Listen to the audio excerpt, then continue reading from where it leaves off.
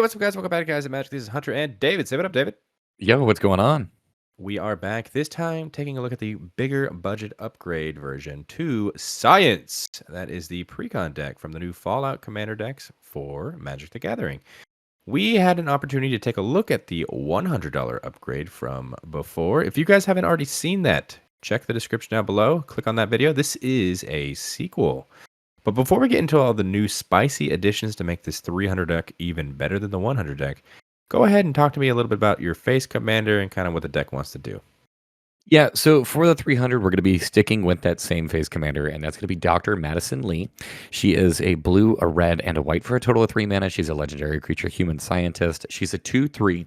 And she says whenever you cast an artifact spell, you get an energy counter. She's got 3 abilities stapled onto her as well. So you can tap her, pay 1 energy, and target creature gets +1/+0 and gains trample and haste until end of turn.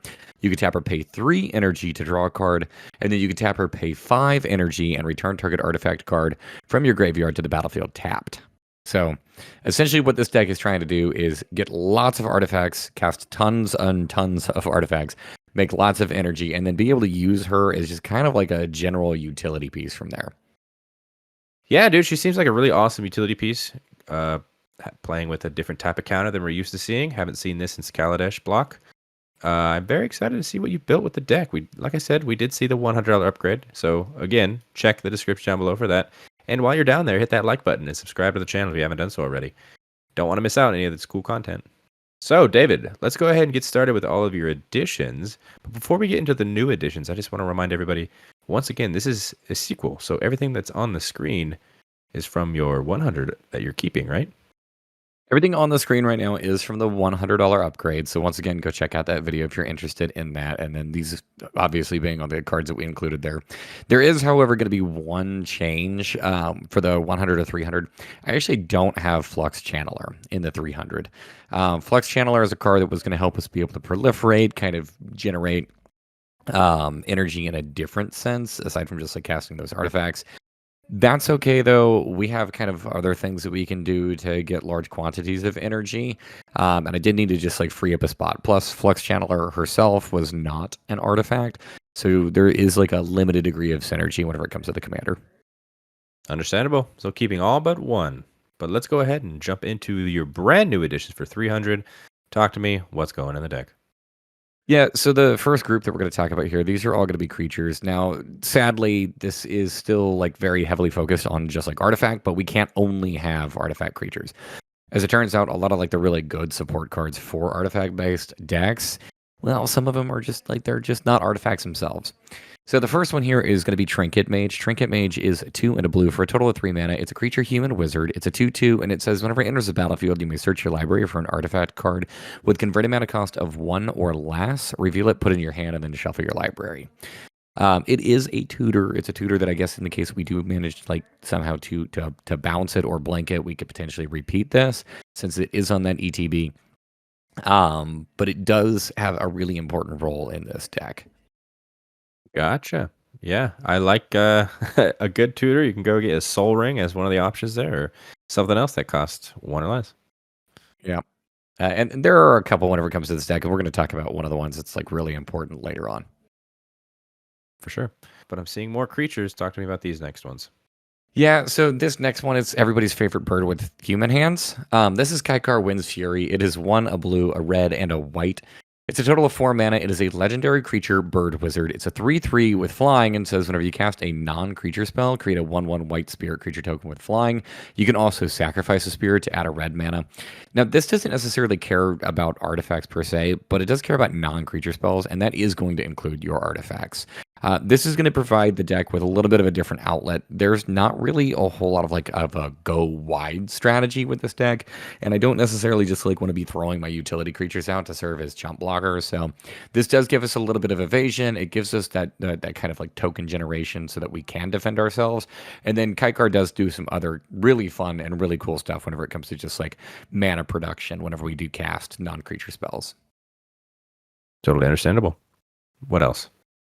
We also have Elsha the Infinite. This is 2, a blue, a red, and a white for a total of 5 mana. It is a legendary creature, Jin Monk. It's a 3/3 with prowess, and it also says that you may look at the top card of your library at any time, and you may also cast non-creature spells from the top of your library. And if you cast a spell this way, you may cast it as though it had flash. So another little like fun piece here. It really helps to work out whenever it just kind of goes along with just general card advantage. Being able to cast spells from the top of our library is fantastic, especially in a deck that really cares about being able to get those artifacts in play. And then also, who doesn't love Flash? So this card is really powerful. Yeah, who doesn't love Flash? I think whenever you can cast stuff at any speed, it's pretty good. We also have one of my favorite creatures in Magic, and that is Displacer Kitten. So this is 3 and a blue for a creature cat beast. It is a 2/2 and it has an ability titled Avoidance. It says whenever you cast a non-creature spell, exile up to 1 target non-land permanent you control, then return that card to the battlefield under its owner's control. We have a lot of ETB effects that we want to be able to take advantage of and abuse. Displacer Kitten does a really good job with that. And especially with it triggering off of all of our artifacts or just non-creature spells in general, it does put in a pretty significant amount of blink or flicker into this deck. Yeah, I know when Displacer Kitten was first printed back in Baldur's Gate, you were so high on this card, and not surprised it's coming in again here. Yeah, and then going along with Displacer Kitten, probably Displacer Kitten's best trend, and then also very good in any kind of artifact deck because it makes tons of artifacts. We are going to be putting Dockside Extortionist in this list. He is 1 and a red for a total of 2 mana. It's a creature goblin pirate. It's a 1/2, and it says whenever it enters the battlefield, create X treasure tokens, where X is the number of artifacts and enchantments your opponents control.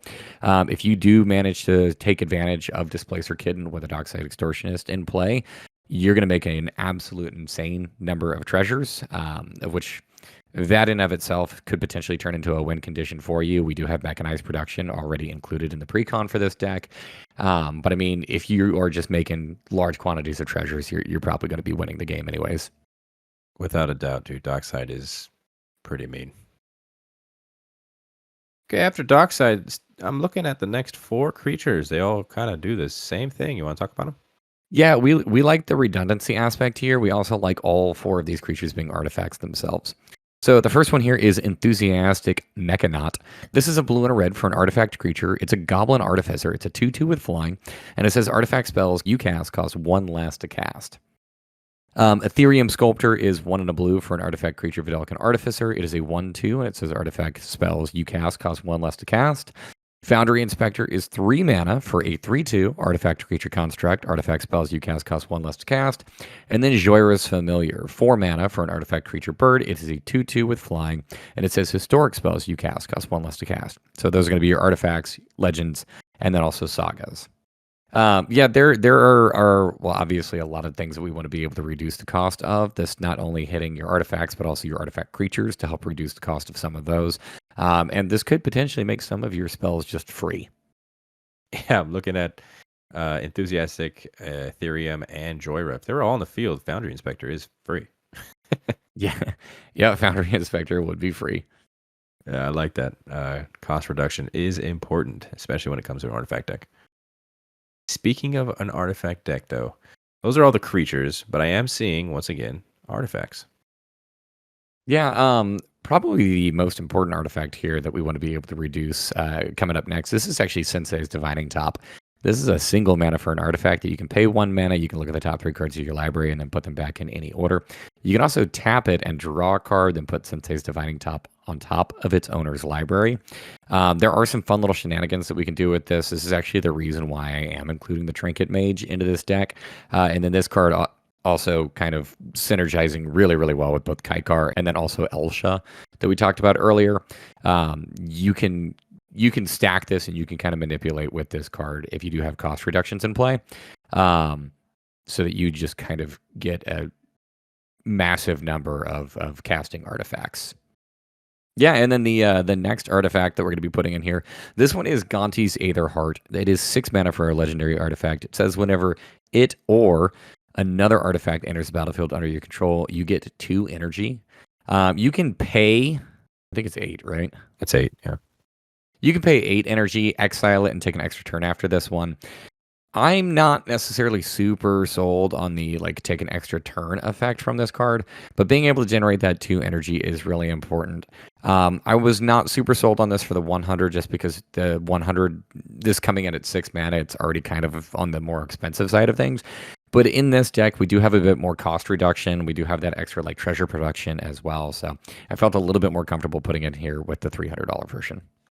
Yeah, I just imagine Dockside coming in and making you a bunch of treasures, and then however many treasures you'd made twice that many energy. Yeah, it's pretty good. It is pretty good. The synergy with your commander is really great too. And looking like a single sorcery card in the deck, huh? Yeah, a single sorcery. This was actually a card that I was kind of surprised wasn't already included in the Precon, and this is Windfall. Windfall, for those of you who don't know, this is 2 and a blue for a sorcery. It says each player discards their hand and then draws cards equal to the greatest number of cards a player discarded this way. This can be a really nice way for you to be able to like bounce back in the case that maybe one of your opponents has more cards in hand, or maybe you just like drained out your hand, you don't have anything left, and one of your opponents maybe has 5 or more cards. It's a great effect for that. This can also be a really powerful card at any kind of like deck that wants to recur things from the graveyard, which is also one of the modes on our commander. So if we do use this to maybe like dump away an expensive artifact, we can use our commander's ability to be able to cheat it and put it back into play. Yeah, once again, pretty good synergy here. And finally, besides the sorcery, I see 2 instants. Yeah, so these, we had a little bit of money to play around with it. And then also I did notice that this deck just kind of in general, not the most efficient whenever it comes to like a removal package. The first card that we wanted to put in here to help out with that removal package is going to be Cyclonic Rift. This is 1 and a blue for an instant. It says return target non-land permanent you don't control to its owner's hand, but you can overload this by paying 7 mana to bounce all non-land permanents you don't control back to their owner's hands.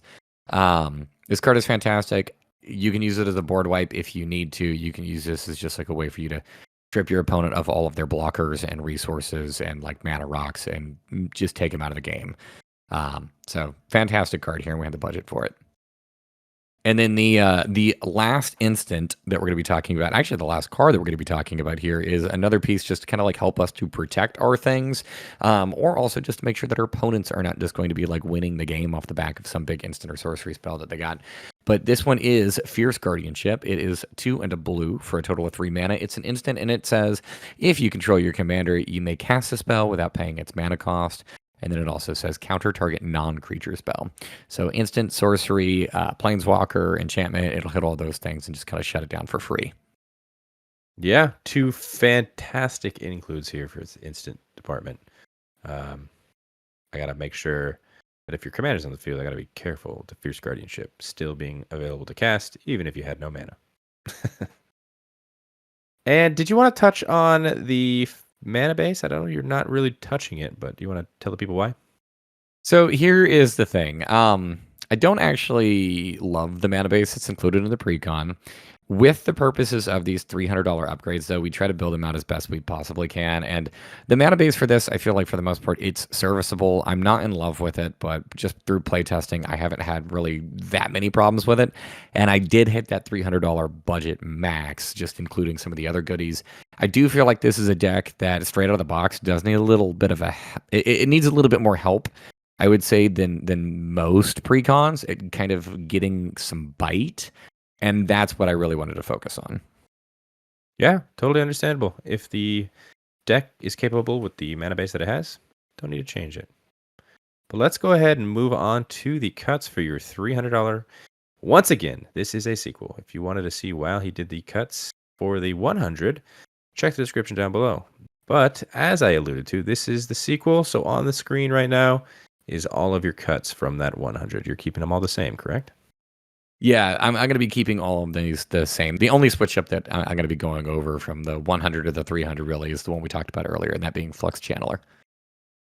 Okay, so let's go ahead and get on with it. What are these new cuts to make room for those awesome cards we just saw? So the first card that we're going to be removing is Behemoth of Vault 0. This is 6 mana for an artifact creature robot. It is a 6/6 with trample. It says whenever it enters the battlefield, you get 4 energy counters. It also says whenever it dies, you may pay an amount of energy equal to target non-land permanent's mana value. Whenever you do, destroy that permanent. 6 mana for a 6/6 with trample. I'm not really sold on that. The energy production on the ETB, it's cool, but we don't necessarily need it. Dr. Madison Li actually does a really good job whenever it comes to just energy production. I keep wanting to call it mana production. And then I'm not going to count on this thing having an ability that's relevant whenever it dies. Yeah, so if it gets exiled, it doesn't do anything. I mean, it's also very situational too. Of like, if my opponent's permanent costs, I don't know, 6, and I have 5 energy, like this is not doing it. The next card that we're going to be removing is Curie, Emergent Intelligence. This is 1 and a blue for a legendary artifact creature robot. It is a 1/3 and says whenever it deals combat damage to a player, draw cards equal to its base power. And then it has another ability in which you may pay 1 and a blue, exile another non-token artifact creature you control, and it becomes a copy of the exiled creature, except it has, whenever this creature deals combat damage to a player, draw cards equal to its base power. So it's a cool little card draw engine, and it kind of becomes like a little bit of a clone style of effect. You do have to exile out your other thing, so keep that in mind, and it is mana intensive to do so. I guess you can use this like in response to your opponent using single target removal, but I don't know. I'm not the biggest fan of like how it does get rid of your stuff, and especially in a deck that like you want to be able to recur your things, and this prevents you from doing so. I do think that we have enough card draw in this deck, so it's a cool effect. It's just not really what I'm here for. The next card we're going to be removing is Elder Owen Lyons. This is 2, a white, and a blue for a total of 4 mana. He is a legendary creature, human knight. He's a 3/3 and says artifacts you control have ward 1. He also says whenever he enters the battlefield or dies, return target artifact card from your graveyard to your hand. I am not a big fan of this card, actually, at all. A couple things. Artifact ward is, like, it's cool. Having only ward 1, though, is really not much of a cost. Your opponents are still going to be able to get rid of whatever they need to be able to get rid of. It's very situational that this is actually beneficial for you. And then our commander actually does a fairly decent job whenever it comes to like recurring the key pieces that we do need to be able to recur. So I don't know. He's cool, but he does also like recur that thing back to your hand. So I'd rather it just go back into play. Yeah, so far these cuts are making sense. I am still seeing more creatures. What are we getting rid of? Sadly, we are going to be getting rid of one of my favorite creatures. I can't justify it in this deck, and that is Liberty Prime Recharged. It is 2, a blue, a red, and a white for a total of 5 mana. You get a legendary artifact creature robot. It is an 8/8 with vigilance, trample, and haste. It also says whenever it attacks or blocks, sacrifice it unless you pay 2 energy. And then you can pay 2, tap it, sacrifice an artifact, get 2 energy, and you draw a card. This is the like really big beat stick, but this is an energy sink. And it's going to consume a lot of energy incredibly quickly. There are other things that we want to be doing with this deck. There are other ways that we can kind of close out a game, and having to rely on an 8/8 that's going to strip us of like all of the other resources we've been able to accrue is not really where I want to be. Sorry, democracy. Apparently it is negotiable. Yeah, it is. It was vetoed. Loyal Apprentice is up next. This one was actually kind of an odd include, I feel, for this deck. It is 1 and a red for a creature human artificer. It's a 2/1 with haste and lieutenant. It says at the beginning of combat on your turn, if you control your commander, you create a 1/1 colorless Thopter artifact creature token with flying. That token gains haste until end of turn. Loyal Apprentice is it's a neat card in decks that want to go wide, or decks that want to be able to like I don't know, burn your opponents out on like creature ETBs. This deck cares about artifacts, but it cares about casting them. So I don't actually care if I'm making a 1/1 on my turn. It's not really doing a whole lot for me. So there's not actually a whole lot of upside. This is taking up a spot in my deck. If this were an artifact, then maybe I would consider it as just being like a cheap body. But it's not even that. So I'm just not here for this. We also are going to be removing Sentry Bot. This is a 4 and a white for an artifact creature robot. It is a 2/5 with flash and says this spell costs 1 less to cast. for each creature attacking you. It says whenever it enters the battlefield, you get an energy for each creature attacking you. And at the beginning of combat on your turn, you may pay 3 energy. If you do, put a +1/+1 counter on each creature you control. I actually do really like that last ability. However, I don't like how this is a 5 mana 2/5. I don't know. I get that this thing is situational. If my opponent is attacking me with a bunch of creatures, sure, I can maybe make a couple of energy, but like if they're swinging 10 creatures at me where I'm like, oh man, I'm going to make 10 energy, I got them, I'm probably going to die. So this isn't actually doing anything for me. Yeah, this is an interesting situational card because you're holding up, you have to at least hold up 5 mana, right? If you wanted to flash this in. And then if you didn't hold up 5 mana, you're hoping to get attacked. So you can throw this down. It's very interesting. Yeah, but it's like it has that weird play line where it's like if I'm getting attacked too much, this is just bad again. That's true.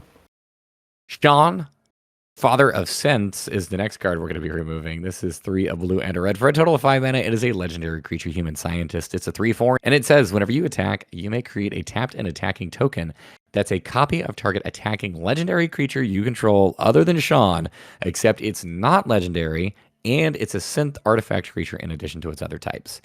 It also says whenever it leaves the battlefield, you exile all synth tokens you control. So whenever this thing dies, you're going to get rid of all of those token copies that you created. I think this card is really cool in its own deck. It is. It doesn't do anything for me here. It does make token copies, so I guess it allows us to like build up our army. But a single piece of spot removal and our army just goes away. So I'm not a big fan of that. And this doesn't really fit in, I feel like, with the theme of the deck. We're not casting more artifacts. We're not getting energy off of this card. And then the final creature that we're going to be cutting is Whirler Rogue. This is 2 and 2 blue for a total of 4 mana. This is a 2/2. It's a creature, human, rogue, artificer, and it says whenever it enters the battlefield, create 2 1/1 colorless stopper artifact creature tokens with flying.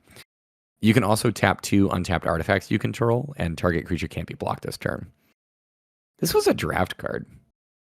This is not a card that I want in like a constructed format. I like the Thopters; those are cool. I like the situational, like not being able to have something deblocked. I'm not here for this card. This is there's better options. All right, that looks like all of the creatures that you're removing, but I am seeing an instant that's taking a place of something else. What are we taking out of this? Yeah, I'm going to be removing Bottle Cap Blast. This is 4 and a red, so a total of 5 mana. It's an instant with Improvise, and it says your artifacts can help cast this spell. Each artifact that you would tap after you're done activating mana abilities pays for 1. So, like, you can make this thing cheaper. Ultimately, you could actually get this thing down to just 1 mana. It says it deals 5 damage to any target, and if excess damage would be dealt to a permanent, this way you create that many tapped treasure tokens. So, best case scenario, you pay 1 red mana and you get 4 treasure tokens. My problem here, however, being is that most of the time those creatures that you're really going to be able to need spot removal for are probably going to be needing spot removal because they're like big or threatening, which means you're probably not making any treasures, or this card may not actually be even enough to kill the thing that you need to die. So at that point, this is doing nothing for you. Yeah, that's true. It's a very interesting card. Like, it wants you to wait until something has been dealt damage, potentially, right? And then you can deal that damage after it was dealt damage to get it more. I don't know. Yeah, see, just like all the hoops that you just had to jump through. Yeah, that's why we're not including this. Yeah, it's a bottle cap blast. But we are an artifact deck. I am seeing 3 artifacts being removed. Which ones are these? So I did have to just kind of like trim some of the fat from this deck. The first card that we're going to be removing is Endurance Bobblehead. This is 3 mana for an artifact Bobblehead. You can tap it to add 1 mana of any color. I'm here for it so far. It has another ability in which you can pay 3 mana and tap it, and up to X target creatures you control get +1/+0 and gain Indestructible until end of turn, where X is the number of bobbleheads you control. Activate only anytime you could cast a sorcery. Yeah. The bobbleheads are pretty cool, but once again, I understand the cut because if you don't have all the bobbleheads in one deck, they're not just they're not too good. The bobbleheads are better whenever you play them in multiples. I just don't like how this is only at sorcery speed, especially since like that is an ability that 99% of the time I'm going to want to use at instant speed. The only time that this would really be relevant is if I am either making my thing indestructible and then I'm using a board wipe, which is going to be incredibly mana expensive or mana intensive for me. Or I guess the other one would be like I can safely attack with one of my creatures and not have to worry about it dying. But I don't really want to spend 3 mana and then also tap another mana source paying the bobblehead to do so. The next artifact we're going to be removing is Plasma Caster. This is 1 in red for an artifact equipment. It says the equipped creature gets +1/+1. It also says whenever the equipped creature attacks, you get 2 energy. And then it has an ability where you can pay 2 energy. Choose target creature that's blocking the equipped creature. Flip a coin. If you win the flip, exile the chosen creature.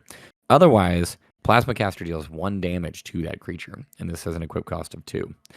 I like being able to pump up our creatures, although +1/+1 really doesn't do a whole lot. I like being able to get energy generation, although once again, our commander actually does a really good job of that. I also like being able to exile like blocking creatures. That's dope. I'm just never going to be able to do that because every time I flip, I'm going to have it just deal 1 damage, and I'm going to get really irritated at the fact that this is a card in my deck.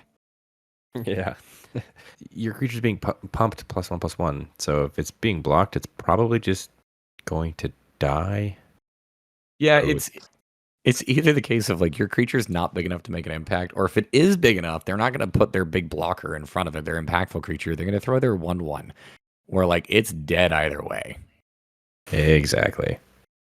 The last artifact we're going to be cutting is Automated Assembly Line. This is 1 and a white for an artifact that says whenever 1 or more artifact creatures you control deal combat damage to a player, you get an energy. You can also pay 3 energy and create a tapped 3/3 colorless artifact creature token. I like the fact that this is a 2 mana artifact. That's about all that I like for this. This doesn't actually generate a whole lot of energy for you. And then, sure, the 3/3 tokens are really cool. Why do they have to enter the battlefield tapped? Win some, you lose some. Automated assembly line is getting lost. And then the final card we're going to be talking about here, I actually do really like this card, just sadly not for this deck. This is going to be Nerd Rage. It is 2 and a blue for an enchantment aura. It says enchant creature. Whenever Nerd Rage enters the battlefield, draw 2 cards. And the enchanted creature you have no maximum hand size whenever this creature attacks. If you have 10 or more cards in hand, it gets +10/+10 until end of turn. This deck is pretty decent at drawing cards. It's also very efficient at then casting all those cards and completely dumping your hand. So you're not actually going to have a creature get +10/+10 very often with this deck. Yeah, when this card was first spoiled, me and Shane talked about it, and he was like, "What's up, nerds?" Because get it, nerd rage. But we said the same thing.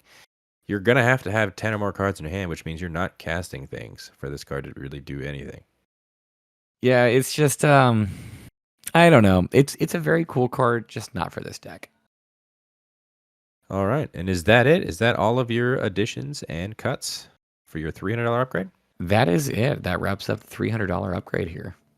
All right, David. Well, we gave you $300 for all of your additions. What was the total amount of money you spent on those additions? As of the time of this recording, I pretty much nailed this. It is $299 and currently 11 cents. So you guys can splurge. You got 89 whole more cents for you to play around with. There you go. Yeah, that you nailed it. Congratulations. But before we wrap this video up, do you have any final thoughts on Dr. Madison Li and the deck as a whole? I really like the Universes Beyond as just like a way to get people who are not maybe interested in Magic, but interested in these other IPs involved in Magic. I will, however, say that doing these upgrade videos for these specific decks feels really weird. There's so much like flavor that goes into these, and having to cut specific cards that I know exist within this universe, it just feels really weird to me. So I don't know. If you are somebody who is like really wanting to like play Fallout, the Magic the Gathering game, I would probably just buy these and keep these the same straight out of the box. If you're Fallout fan that is mainly like here for the Magic the Gathering, though, then yes, by all means, upgrade. It's weird to me. Yeah, I think we say the same thing all the time. If you are a fan of the IP that is Universe Beyond, keep it as is. It's really cool. The art is amazing. The flavor is on point always. I don't think they've done anything that was like not on flavor when it comes to Universe Beyond. It's really cool. But yeah, but I totally understand what you mean. Another thing to consider with this too is that we are going to be playing around with energy. Energy is a really interesting mechanic. So it's only actually existed one time before this. And I do feel like Jeskai was a very odd color combination whenever it comes to energy. Whenever you look back at some of the cards that were printed in Aether Revolt or Kaladesh, almost all of the really good energy pieces were in green or black. And the two colors we don't have access to here. So I do think this is a little bit odd. I think that they're probably doing this as just like a way to get more energy out there. And then I know that we are going to be playing around with energy again. I believe in Modern Horizons 3, there's an energy commander product. So maybe they're just trying to like flush this out a little bit more. And this could be something that gets better over time. I do think that it is energy in general is it's a little odd. It's a little clunky. And there's a lot of cards that feel more so like just kind of like draft commons and uncommons that kind of fit within this mechanic. That makes sense to me. I like this deck a lot. I think you nailed it. I'm excited to play against it. And yeah. But that is going to do it for us today. If you guys like this video, hit that like button and subscribe to the channel if you haven't done so already, so you're staying up to date with everything cool that we got going on. Don't want to miss out on these Precon battles. Also, in the description, you'll find links to our social media accounts. That's TikTok, Twitter, and Instagram. That's at Guys of Magic for each one. Follow us on those to keep up to date with everything else that we got going on, as well as everybody on screen. That's right. Thank you all so much for your additional support. These are our Patreon subscribers. If you guys wanted to check out what they are seeing that is not here on YouTube, check the link in the description down below and consider subscribing. Heck yeah. Also, comment down below. Let David know what you think about his additions. Maybe you agree. Maybe you disagree. Maybe he should have cut something that he should have cut out, that he cut something instead. Let us know. Always interested to hear what you guys got to say. And until the next video, hope you guys have a great rest of your day. Peace. Later.